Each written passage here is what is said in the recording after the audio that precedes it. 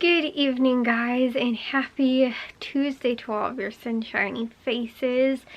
Oh my goodness, guys, today I had such relief. My ear was not bothering me at all, actually, ever since yesterday when I told you guys. I was like, oh, it was right after I took that ibuprofen that all of a sudden, like, my ear just stopped bothering me. Whereas I was telling you guys, it was like, not like I didn't have like an earache or like, you know, like I don't feel like I have like an ear infection or anything like that. It was just the pressure from like my sinuses and stuff like that was just causing so much like pressure in my ear. And it was just so like not painful, but just uncomfortable and like annoying. And so I told you guys how I'd been trying to take decongestant and stuff like that, and it was not like helping at all. And then yesterday I took an ibuprofen, and miraculously like 20 minutes after that it goes away, and it hasn't bothered me since. So I don't actually know if it was the ibuprofen or not, or if that was just like literally the end of it. But I am still like, I have a little bit of pressure and congestion and stuff like that. And again too, it still sounds a little like muffled a tiny bit, but nothing like yesterday at all. In fact, I hardly noticed it at all today. And on top of that too, like I don't feel like I sound as congested either. So like I said, that's really good. But overall, I think that I am pretty much hopefully feeling better finally. Took a little over a week. But today, because I was feeling so well, I edited 3 vlogs. I uploaded one that I had already had edited. I ended up getting to dishes and laundry today. I got to a whole bunch of stuff, and I was just like, I am so happy to be feeling well again. And like again too, the last 2 days or so, I've actually been feeling pretty much fine. You know, like that was been just about a week since I got sick, and I was like, I felt fine the last 2 days. It was just that horrible like ear pressure that I was having, and you know, like just general face pressure that was just causing me to like not be able to do anything. And I can tell still I'm like, I know that I still have some type of pressure or something like that, because I was like, whenever I'm sort of like doing this, it does like, I still feel like I'm a little off balance. Like whereas like the last 2 days it was more just like if I stood up I'd feel like almost a little like I said, not dizzy, but just off balance. And so like I said, I was like doing this because I was actually listening to music, and so I was kind of bopping my head around to the music, and I noticed I went like this, and I was like, whoa. And then I went like this, and I was like, okay, yeah, I'm still a little off. But thankfully I didn't really, it was just more like side to side than I feel like it is like forward and backwards, which makes me think that there still is some type of pressure sort of a little bit in my ear. And like I said, I can still sort of tell that there is, but nothing compared to yesterday. I'm so thankful and grateful that this is finally, hopefully it, because like I said, that was just, it was crummy. Like I don't mind being sick, but just like the part of where I'm actually feeling like better, you know, and like I'm feeling okay at the end of it, and then getting that weird like sort of thing at the tail end is just really like uncomfortable. And whereas I feel fine and I wanted to be up and be doing things, and you know, like I wanted to yesterday too have gotten to things, and I wasn't able to, and that's what was really, like I said, unfortunate. But while I was editing today too, I also ended up finishing my Meijer grocery list too, so I got that all done, so that we can go to Meijer on Thursday. I don't know why too, I keep thinking that today is Wednesday, but no, it's not. It's still early in the week. Anyways, no, that will be on Thursday we wind up going. But anyways, guys, like I said, I'm just happy to finally be feeling well and to be actually getting able to get things done. And like I said to you, I didn't get my sales papers today. My mom brought in the mail too, because she said that she brought in the mail, and yet I didn't end up getting any sales papers. So I don't know if she just didn't end up giving them to me, or they didn't come, or what ended up happening. But I was like, oh, I want to sort of like make my actual like grocery list today and try and like finish all of that up. And so I looked at Jewel's, and I should be able to actually do Jewel's tomorrow, but the other 2 grocery stores, at least for sure, Valley Produce and Caputo's, I can't even really look over those because I don't have the sales papers for them. So if I'm not, I have to look at the digital receipt, the digital ads or something like that. So anyways, yeah guys, like I said, I was up to getting things done and stuff like that for today.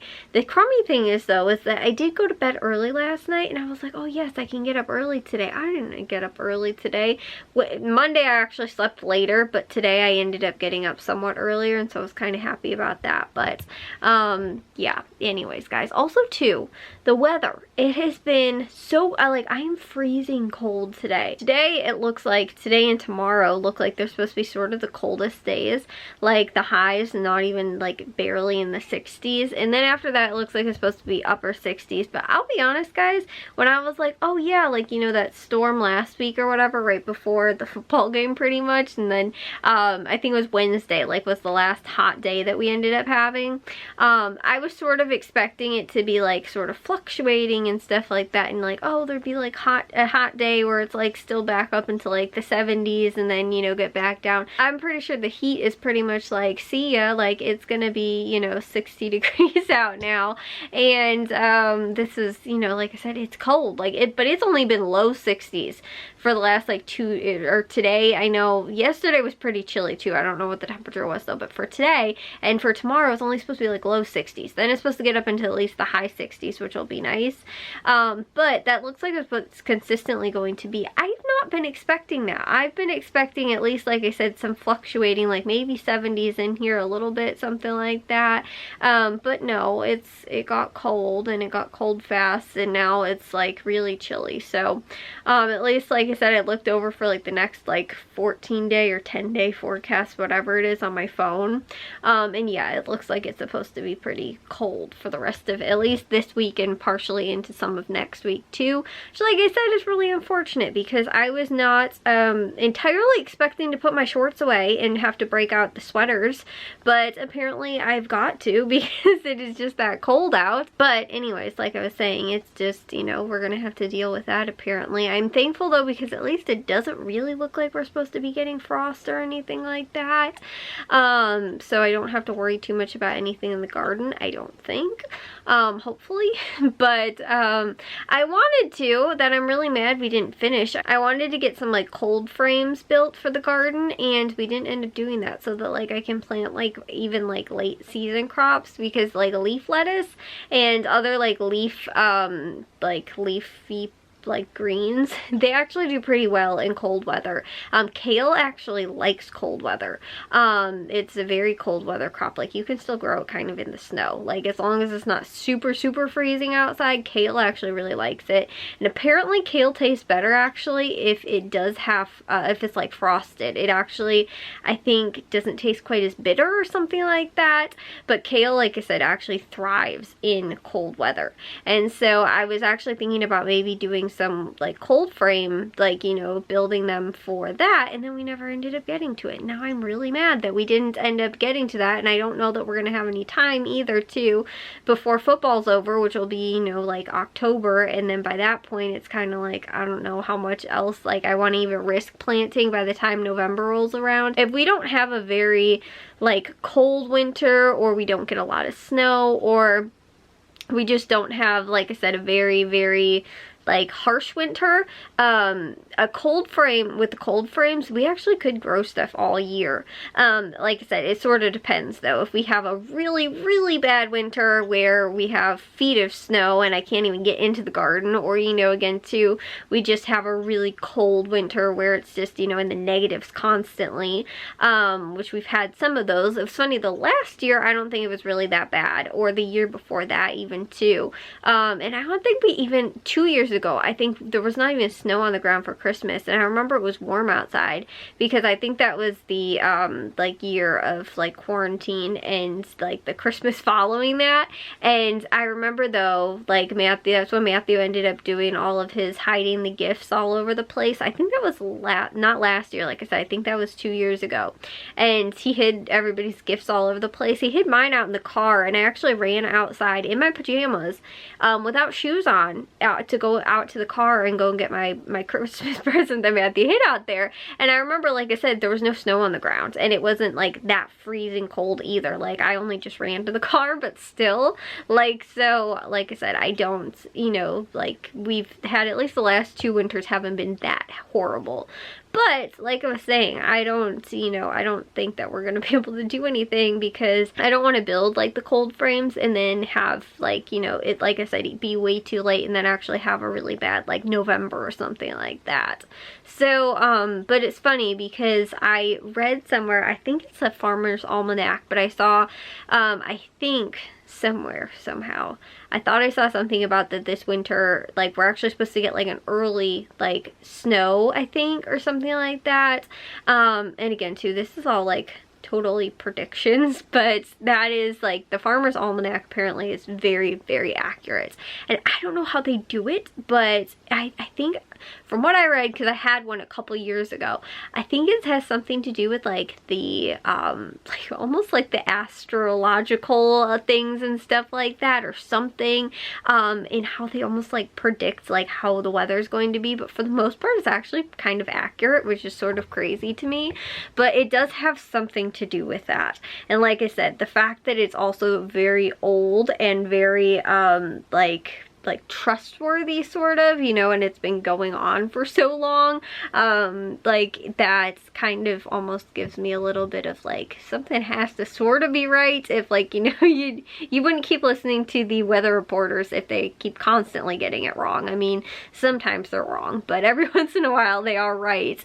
And like I said though, but the percentage of right, you know, like the accuracy is kind of, you know, like I said, in the Farmer's Almanac favor. Something about that is definitely a lot of times somewhat accurate. So like I said, I don't know, but you know, I'm like, at first I was like, that definitely can't be right, because I think I read it honestly like at the beginning of this month or something like that, and I was like, there's no way, because it's still like boiling hot outside. And now all of a sudden it just dropped and changed so quickly. I was like, maybe we are gonna get an early like you know, snow or something like that, which would sort of stink because I sort of don't want October snow, but it happens sometimes. And so like I said, I don't want it, but you know, it would, like I said, be sort of unfortunate for the vegetable garden. But again, we will see. I'm like almost sort of, I don't want to say that I want the garden to sort of be over with now, but I didn't plan it out very well last year.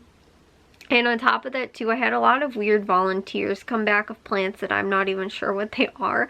I'm pretty sure that I have a yellow squash that ended up all the way at the opposite end from where I actually planted my yellow squash, which I think died. And I think it might be a volunteer maybe from like last year. But it's producing very odd shaped sort of like yellow squash. And so they almost look like a spaghetti squash, but they're not as big. And like, but I don't know, they just seem sort of weird to me. And so like I said, we've gotten a lot of produce from it this year, which has been awesome, but especially zucchini. But I've, like I said, not like, I just don't know where some of the stuff is, and I don't know what to do with some of the stuff too. And I'm not super great to it knowing when to like harvest stuff too, like even like the herbs and stuff like that that are out there. I was like, I can harvest them and dry them, and that would be totally fine, but I sort of don't know, like, should I just completely wait until like the season is over and then do it? Should I have waited until they started like going to seed? Should I, like, I don't really know. I'm not like I said, I'm not a super, like, I know that if you harvest it still, it's sort of like lettuce, it can keep coming back, like most leaf things are, which is mostly what we planted as far as like, you know, chives and dill and cilantro and basil, all that kind of stuff. I would think that you cut it and for the most part it can come back, because it is also to a perennial, wait no, a perennial. Annual, I always get the two of them confused. They come back every year either way, regardless, for the most part. Herbs do, so it's sort of like a, you know, you can chop them off and they'll just come back next year. But like I said, I don't know if like you can chop them off in the middle of the season and they'll still come back. So I don't know, but like I said, I like, that was one thing too. I know when to pick tomatoes. That's the best part. I know when I'm supposed to pick zucchini, but sometimes it's a little hard. But then on top of that too, stuff started growing into our pathway, and it's really hard to walk through there on top of all of that too. So I don't know, we're gonna have to see. We're gonna have to see what else is still out there, but I'm almost looking forward to and wanting to start planning out next year, because we have all of the beds in all at the same time. Whereas last year I was still working with us not having in like 3 or 4 of the beds or something like that, but we have them all in now. So by next year I can just plan out completely everything that we want to plant all at one time at the beginning of the year, and where we want to plant everything. And then also like the succession gardening, I think that's what it's called, where like you harvest something and then you can plant something new there, and then you harvest and then plant something new. So that's why too I also want to sort of look into that as well, and you know, again, plan that out. So I've got my plans sort of going already for next year, and this garden season isn't even completely over yet, but like I said, it might be soon if we end up getting frost. So anyways though, guys, I will see you all in tomorrow's vlog. If you guys did enjoy today's, make sure you guys give a big old thumbs up. If you guys are new, we'd love if you'd subscribe, and I'll see all of your sunshiny faces tomorrow. So bye, guys.